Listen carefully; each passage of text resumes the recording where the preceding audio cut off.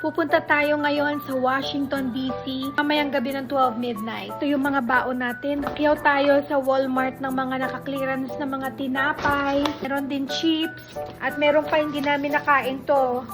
Magluluto ako ng scrambled egg at saka spam para ipalaman dito para pangkain-kain pag ginutom sa biyahe. Karedy na rin ng cooler na pupunuin natin ng mga drinks. Time check, 11:30. Paalis na tayo. Papunta na tayo sa Washington, D.C. Ito yung baon nating food. At ito yung baon nating drinks. Let's go! Meron ngayong eclipse. Nasa daan tayo pag eclipse niya.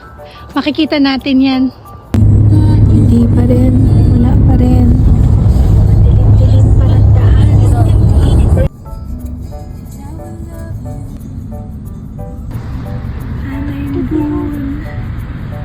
Blood moon.